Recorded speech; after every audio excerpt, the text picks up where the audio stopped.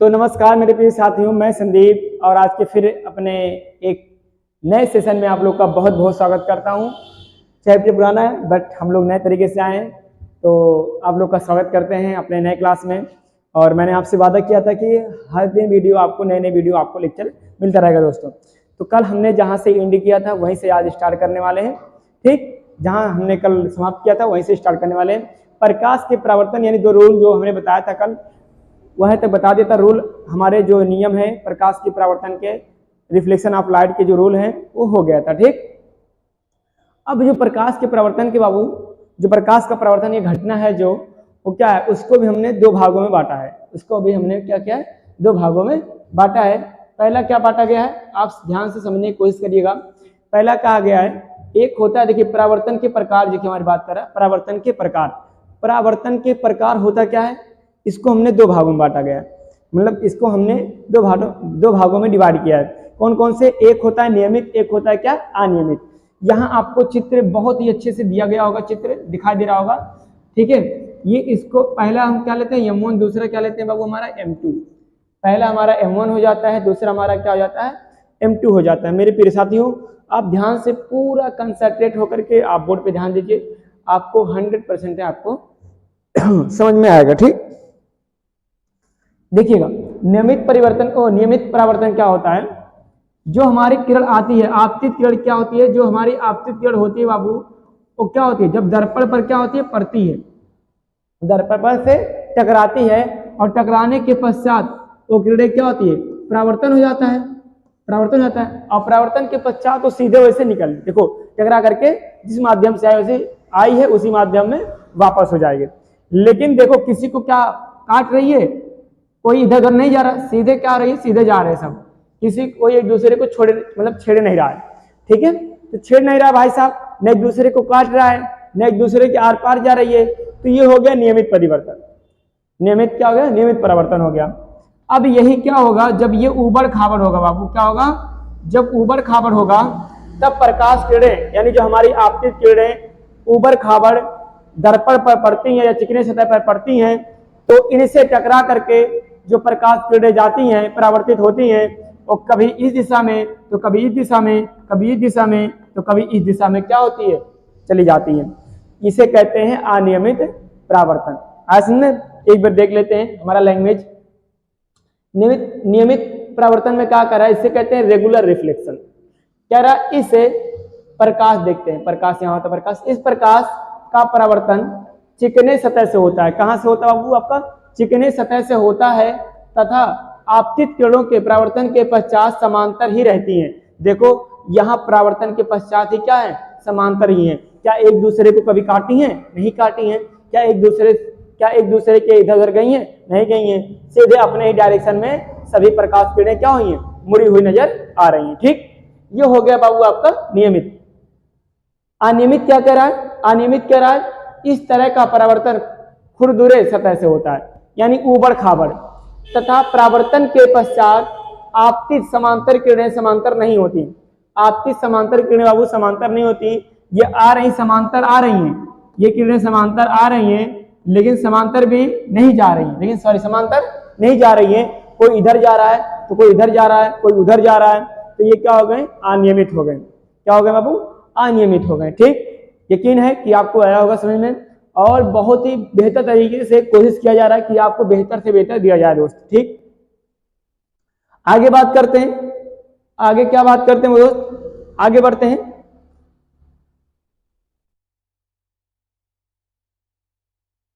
पढ़ते हैं दर्पण। क्या होता है आपका, दर्पण पढ़ते हैं, दर्पण, मिरर, जिसे कहा गया वो मिरर। ठीक है, देखिए दर्पण क्या होता है। दर्पण एक क्या होता है, ये एक ऐसी युक्ति होती है, जिसे देखिए ये एक ऐसी युक्ति होती है जिसका देखिए जो भी सामने क्या होगा, अगर पीछे पॉलिश की गई होती है तो सामने वाले का चित्र क्या होगा, उस पर प्राप्त हो जाएगा। ठीक है, देखते हैं अभी। देखो दर्पण क्या है, दर्पण देखिए, दर्पण को कहा दो भागों में बांटा गया है, एक समतल दर्पण, एक क्या होता है आपका गोलीय दर्पण। ठीक है, क्या कहा है, समतल दर्पण और गोलीय दर्पण। गोलीय दर्पण को हमने दो भागों में बांटा है, एक होता है बाबू आपका उत्तल दर्पण, दूसरा क्या होता है, अवतल दर्पण। ठीक है, देखिए समतल दर्पण क्या होता है, समतल दर्पण जो आपका हुबहू, जो आपका प्रतिबिंब क्या हो, सीधे आपको प्राप्त हो, आप जैसे हो वैसे ही दिखाई दे रहे हो, तो आपका क्या हो जाएगा, तो आपको ये आपका समतल दर्पण होगा। इसका उपयोग देखिए, जैसे आपका आप जाते हैं नाई के पास, जो नाई होता है बाल काटने वाला, जो नाई होता है बाल काटने वाला, या आप शोरूम में जाते हैं जहां आप कपड़े अच्छे पहन करके हाँ देखते हैं कि हाँ ठीक लग रहा है कि नहीं ठीक रहा है, मतलब आप जहां अपना खुद फेस देखते हैं एकदम हूबहू, यानी आपका जैसे जैसे फोटो कॉपी आपको उतारा गया हो किसी, वैसे देखिए वैसे समतल दर्पण में होता है। तो जब नाई के पास जाते हैं तो अपना क्या करते हैं, चेहरा देखते हैं उसमें, हम लोग घर में भी यूज करते हैं। तो जब अपना चेहरा देखते हैं बाबू, तो हमारा जितना बड़ा चेहरा होता है उतना बड़ा ही दिखाई देता है, उतना बड़ा ही दिखाई देता है, ठीक है। तो आपका क्या हो जाएगा, आपका ये आपका समतल दर्पण हो जाता है। इसको देखिए गोली दर्पण क्या होता है, ये खोखले गोले कटा हुआ क्या होता है, एक भाग होता है, ठीक है। और इसको क्या दो भागों में बांटा गया है, एक आपका उत्तल दर्पण, दूसरा आपका क्या हो अवतल दर्पण, यानी कॉन्वेक्स मिरर होता है आपका, दूसरा क्या होता है कॉनकेव मिरर होता है, ठीक। ये गोली दर्पण ऐसा मान लीजिए, ये आपका गोली दर्पण है, ये आपका गोली दर्पण है। इसको हम दो भागों में बांट देते हैं, दो भागों में काट देते हैं, एक ऐसे प्राप्त होगा, एक इस प्रकार प्राप्त होगा, ठीक है। इधर जो प्रिंट होगा बाबू वो अवतल होगा, M1 M2 हो जाएगा, और ये क्या हो जाएगा हमारा जो अंदर प्रिंट होगा वो क्या हो जाएगा आपका उत्तल हो जाएगा, ठीक। तो इस प्रकार के आपके होते हैं।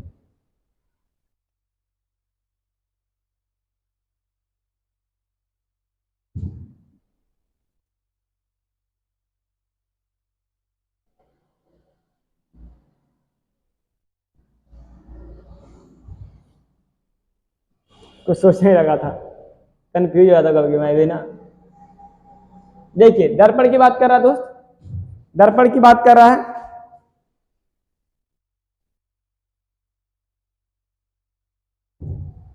हाँ दर्पण की बात कर रहा है। तो देखिए यहां दर्पण की,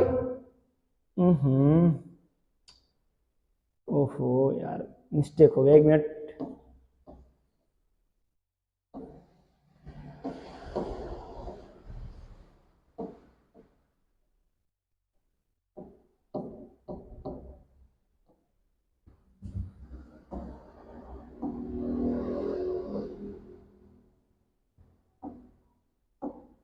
देखिए दोस्त दर्पण की बात कर रहा है, दर्पण हमारे क्या होते हैं, देखिए दर्पण क्या आपका दिया गया है, पहला बात करते हैं समतल दर्पण, वहां पे जो भाग था पहला समतल दर्पण। समतल दर्पण क्या होता है, कह रहा जिसे कहते हैं, देखो प्लेन मिरर कहते हैं, इसे क्या कहते हैं वो प्लेन मिरर, ठीक है। कह रहा इसका परावर्तक पृष्ठ क्या होता है, सीधा तथा सपाट होता है। कैसा होता है, सीधा तथा क्या होता है सपाट, यानी सर्पीला, यानी जिससे आप फिसल सकते हो, ठीक है। परिभाषा देखिए क्या कह रहा है, ऐसे दर्पण जिनका परावर्तक पृष्ठ समतल हो समतल दर्पण कहलाता है।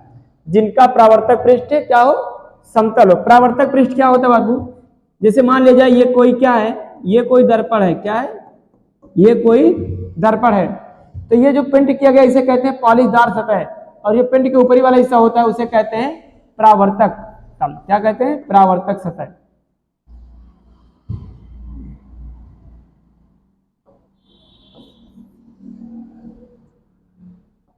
इसे कहते हैं परावर्तक, परावर्तक सतह कहेंगे बाबू, ठीक। हाँ तो क्या कह रहा है, ऐसे दर्पण जिनका परावर्तक पृष्ठ क्या हो समतल हो समतल दर्पण कहलाता है, ठीक। यहाँ पर देख रहे हैं, यहाँ पर बनाया गया है जो नाई होता है, देखिए नाई वही शीशा है, दर्पण रखा गया है, और यहाँ पर व्यक्ति बैठते हैं तो अपना इमेज देखते हैं ना, जो अपना इमेज देखते हैं बाबू, जो अपना प्रतिबिंब देखते हैं वो क्या आपका होता है, वो आपका होता है आपका समतल दर्पण। क्या होता है, क्या होता है समतल दर्पण होता है, ठीक। वो समतल दर्पण आपका होता है। फिर आगे क्या कह रहा है, आगे देख रहे हैं, आगे कह रहा है समतल दर्पण का उपयोग कहाँ कहाँ होता है, समतल दर्पण का उपयोग कहाँ कहाँ होता है। तो समतल दर्पण का उपयोग देखिए फर्स्ट क्या कर रहा है, इसका उपयोग कहाँ कर रहा है, घरों में चेहरा देखने के लिए किया जाता है। घरों में चेहरा देखने के लिए समतल दर्पण का उपयोग होता है। याद रखिएगा, कभी एक नंबर का सवाल आ गया कि समतल दर्पण का उपयोग बताइए कहाँ होता है, तो घरों में आपका शीशा देखने के लिए, मतलब घरों में जो उपयोग होता है आपका चेहरा देखने के लिए, या कह दिया कि चेहरा देखने के लिए घरों में किस दर्पण का उपयोग होता है, तो आप लगाएंगे समतल दर्पण का ही उपयोग होता है। ठीक, आगे बढ़ते हैं।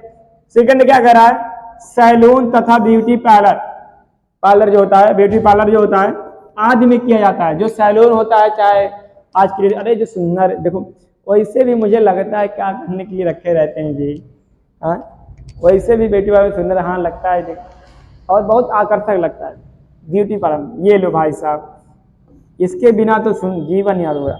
सैलून तथा ब्यूटी पार्लर आदि में किया जाता है। ठीक है, मजा नहीं लेंगे भाई साहब, नहीं तो कहेंगे वो मजा ले रहे हैं सही। आगे बात करते हैं, आगे क्या कह रहा है, समतल दर्पण द्वारा बने प्रतिबिंब की प्रकृति कैसी होती है देख लेते हैं। इसके द्वारा बना प्रतिबिंब आभासी और सीधा होता है। सॉरी दोस्तों, इसके द्वारा जो बना प्रतिबिंब होता है वो आभासी होता है और कैसा होता है, सीधा होता है, तथा प्रतिबिंब दर्पण के पीछे उतनी दूरी पर बनता है जितनी दूरी पर बिंब दर्पण के सामने रखा होता है। इसका मतलब समझे, जैसे मान लिया जाए यहां व्यक्ति है, ये व्यक्ति आपका देखिए यहां बैठने वाला है, बैठने वाला सीट दिख रहा होगा आपको, बैठने वाला सीट आपको दिख रहा होगा। ये दर्पण की दूरी मान लीजिए 1 मीटर है, 1 मीटर है। दर्पण बिंब मतलब होता है बाबू ऑब्जेक्ट, यहां बिंब का मतलब समझिएगा वस्तु, क्या समझिएगा, वस्तु। अब मान लीजिए कि ये सामने आप दर्पण रखा हुआ गया, दर्पण है और कोई व्यक्ति यहां पर है, कोई व्यक्ति यहां पर है, इसकी दूरी 1 मीटर है। कितनी है, 1 मीटर है। जो दर्पण में चित्र बनेगा पीछे की तरफ बाबू, वो भी 1 मीटर पर ही बनेगा। देखिए सीधे कहा है कि दर्पण के पीछे उतनी दूरी पर बनता है जितनी दूरी पर बिंब दर्पण के सामने रखा होता है। यानी जैसे मान लिया जाए ये मेरे सामने दर्पण रखा हुआ है, मेरी दूरी क्या है, 1 मीटर है, तो मेरी जो इमेज बनेगी बाबू दर्पण में वो भी 1 मीटर की दूरी पर ही बनेगी, ऐसा। ठीक है, ये है आपका समतल दर्पण। उम्मीद है आपको समझ में आया होगा। आगे बढ़ते हैं।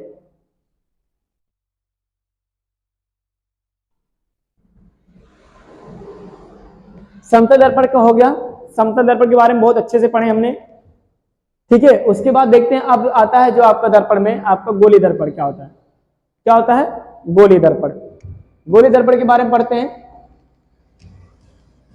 कह रहा है गोली दर्पण, दर्पण में देखिए दर्पण का ये भाग है आपका गोली दर्पण, बताया गया था 2 आपके होते हैं, एक आपका प्लेन मिरर होता है, एक होता है आपका स्फेरिकल, जिसे समतल दर्पण कहते हैं और गोली दर्पण कहते हैं। समतल को देख लिया गया है, गोलीय देखते हैं। गोली दर्पण क्या होता है, जिसे कहते हैं स्फेरिकल मिरर। कह रहा इसका परावर्तक पृष्ठ क्या होता है, मुड़ा हुआ होता है।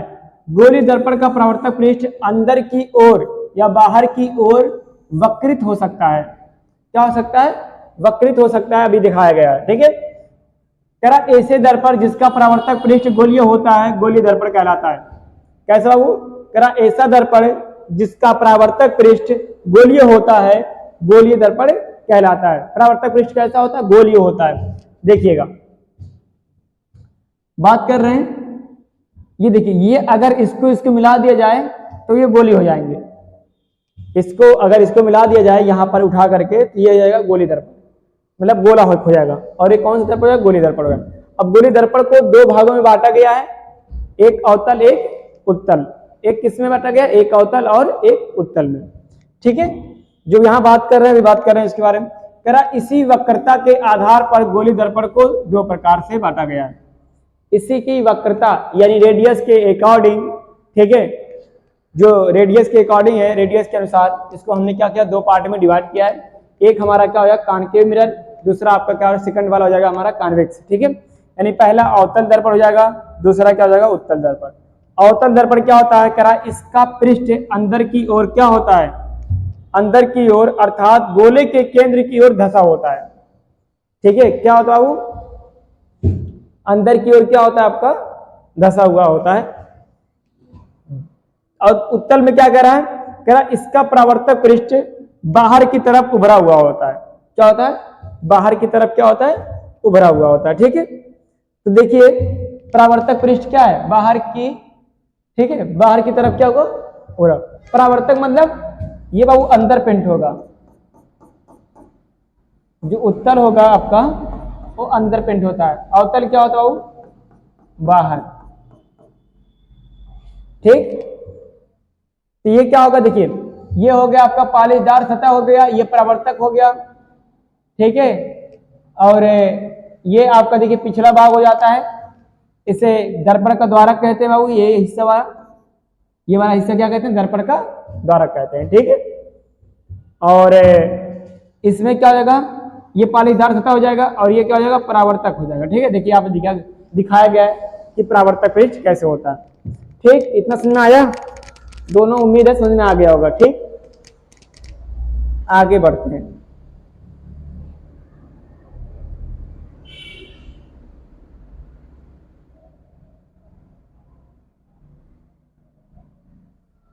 देखिए सबकी पहचान करते हैं। ठीक है, कह रहा है गोलीय दर्पण जो है आपका, गोलीय दर्पण की बात कर रहा हूं, तो गोलीय दर्पण जो है, गोलीय दर्पण के भाग, इसमें क्या होते हैं, कुछ भाग होते हैं जो हमारा, देखिए एक पोल होता है। ठीक है, ये हमारा क्या हुआ, आपका पोल है, और ये हमारा फोकस है, सी आपका सेंटर है। ठीक, पहली बात करा पोल क्या होता है, इसमें क्या होता है, पोल क्या होता है। ये मान लीजिए आपका दर्पण है, ये आपका दर्पण है। ठीक है, वही ले लेते हैं, कोई दिक्कत नहीं है, जैसे दिया है वैसे ले लेते हैं। ठीक, कह रहा देखो ध्रुव की बात कर रहा, ये बाबू पी जो होता है, पी जिसे कहते हैं पोल, क्या कहते हैं, पोल। पोल मतलब होता है आपका ध्रुव होता है, पोल का मतलब क्या होता है, ध्रुव होता है। ठीक है, कह रहा गोलीय दर्पण के परावर्तक पृष्ठ के केंद्र को दर्पण का ध्रुव कहते हैं, इसे पी से इंगित किया जाता है, यानी प्रेजेंटिंग बाय पी से। कह रहा गोलीय दर्पण के परावर्तक पृष्ठ के केंद्र, जो परावर्तक पृष्ठ का क्या होता है, केंद्र होता है। देखिएगा यहां से यहां तक के बीच में क्या, यही आपका है, तो यही बीच में स्थित है, तो इसी को क्या कहेंगे बाबू, इसी को ध्रुव कहते हैं। जो बीच में स्थित होता है उसी को क्या कहते हैं, ध्रुव कहते हैं। ठीक, सेकंड क्या कह रहा, वक्रता केंद्र, जिसे सेंटर ऑफ कर्वेचर कहते हैं, सेंटर ऑफ कर्वेचर कहते हैं। कह रहा गोलीय दर्पण का परावर्तक पृष्ठ एक गोले का भाग होता है, गोलीय दर्पण का परावर्तक पृष्ठ एक गोले का भाग होता है। इस गोले का केंद्र, इस गोले के केंद्र को क्या कहते हैं, गोलीय दर्पण का वक्रता केंद्र कहते हैं। इसे अंग्रेजी के बड़े अक्षर सी से इंगित किया जाता है, इसे किसे बाबू, सी से, यानी ये आपका टर्म क्या है, आपका सेंटर ऑफ कर्वेचर है। ठीक, करा गोलीय दर्पण का परावर्तक पृष्ठ एक गोले का भाग होता है, यानी जो बीच में से काटते हैं उसका भाग होता है। इसे गोले को केंद्र, यानी देखो गोले के केंद्र, गोले के केंद्र को क्या कहते हैं, गोलीय दर्पण का वक्रता केंद्र कहते हैं। तो देखिए यही आपका क्या है, केंद्र है, इसी से दो भाग बटा हुआ बाबू, तो दो भाग जब बटा हुआ है इसी से, तो केंद्र यही तो हुआ सी, तो इसी को क्या कहते हैं, वक्रता कहते हैं। ठीक है, वक्रता त्रिज्या आ गई। देखिए बात करते हैं द रेडियस ऑफ कर्वेचर जिसे कहते हैं।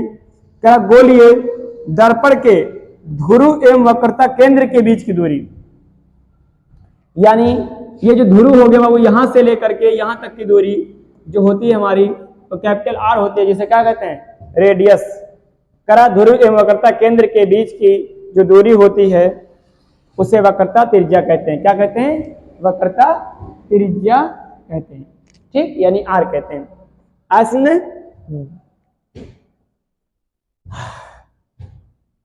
इतना उम्मीद है कि समझ में आया होगा। आगे बढ़े, ठीक है आगे बढ़ते हैं दोस्त। और देखिएगा, देखिए पी से, देखो पी से लेकर के सी की दूरी क्या होती है, अभी बताया कि आर होती है। क्या होती है, आर होती है। सी को कहते हैं बाबू वक्रता केंद्र, जिसे सी को वक्रता केंद्र कहते हैं, centre of curvature. A B देखो, तो ए बी क्या है, जिसको हम M1 M2 लिखते हैं, M1 M2, यानी ये क्या है, दर्पण के द्वारक है। सी आपका वक्रता केंद्र है, पी यानी पोल है, ध्रुव है। और ये क्या है, सबसे इंपॉर्टेंट चीज, ये आपका जो रेखा गई है इसे कहते हैं मेन एक्सिस, मेन एक्सिस या प्रिंसिपल एक्सिस कहते हैं।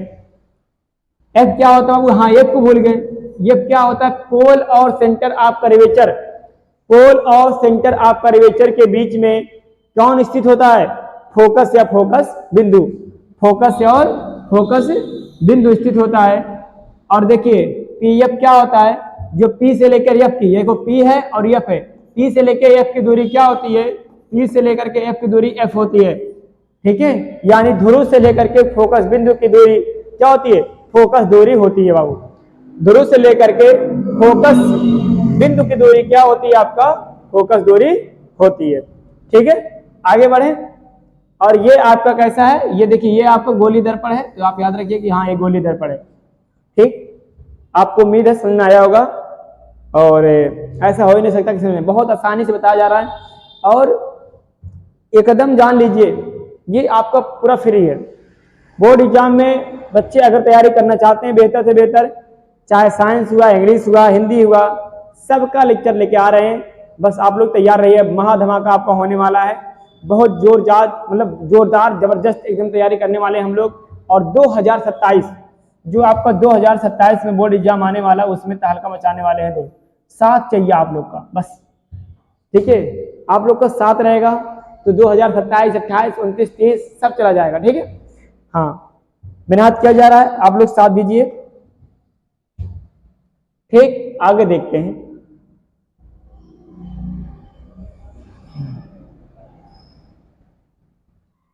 फिर आगे बात हो रही है, आगे किसकी बात होगी दोस्त?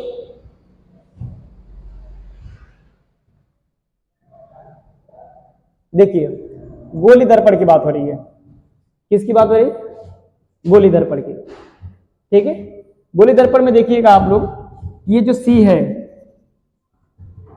और क्या है, जो सी है, एफ है और पी है। और ठीक है, बढ़िया है, बैठो। गोली दर्पण देखो, हाँ पढ़ा ले, 2 मिनट देखो। देखो मुख्य अक्ष क्या है? Principal axis. इसमें आपका प्रिंसिपल एक्सेस हमने बताया था कि आपका प्रिंसिपल एक्सेस होता है। इसको देखिए बहुत बाकायदा तरीके से बताया गया है। ये आपका प्रिंसिपल एक्सेस होता है, यानी मुख्य अक्ष से कहते हैं। और इसी को क्या कहते हैं? इसी को मेन एक्सेस भी कहते हैं, मेन एक्सेस, ठीक है। मेन एक्सेस भी कहते हैं। तरह गोली दर्पण के ध्रुव एवं वक्रता केंद्र, ये यहाँ पे ध्रुव मिस्टेक है। ध्रुव एवं वक्रता केंद्र से होकर गुजरने वाली एक सीधी रेखा को दर्पण का मुख्य अक्ष कहते हैं। क्या कहते हैं? दर्पण का मुख्य अक्ष कहते हैं।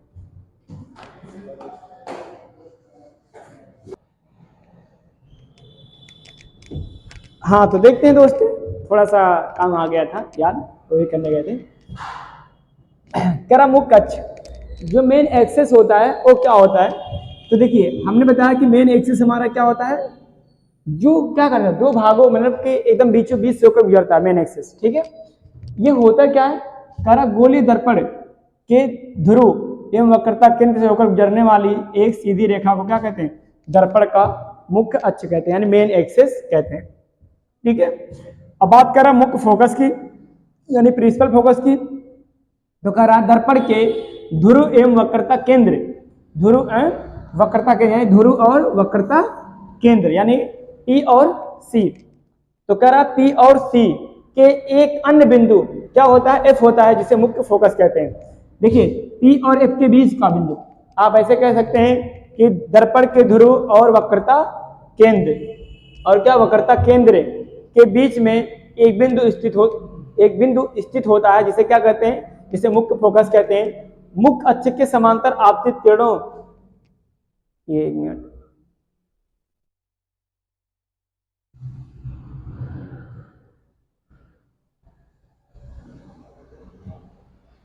आपतित के देखिए अभी देख लेते हैं हम उसको, ठीक है। देखते हैं हमारा क्या होता है। ए बी क्या होता है? द्वारक है। ए बी क्या है आपका? द्वारक है। पी आपका क्या है? ध्रुव है। सी क्या है आपका? वक्रता केंद्र है। पी सी क्या है बाबू? आपका पी से लेके सी की दूरी क्या होती है? आपकी आर होती है, कैपिटल आर होती है, ठीक। और ये आपका मुख्य अक्ष आपको बता दिया गया था। एफ क्या है? फोकस होता है, फोकस बिंदु है। और पी एफ क्या है? पी और एफ, पी और एफ के बीच की दूरी को क्या कहते हैं? फोकस दूरी कहते हैं, जो आपका एफ से प्रेजेंट है, ठीक।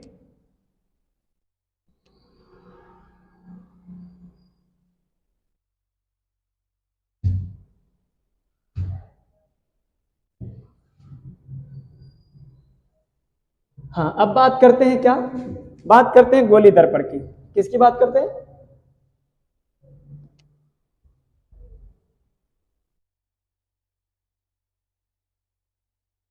गोली दर्पण की बात करते हैं।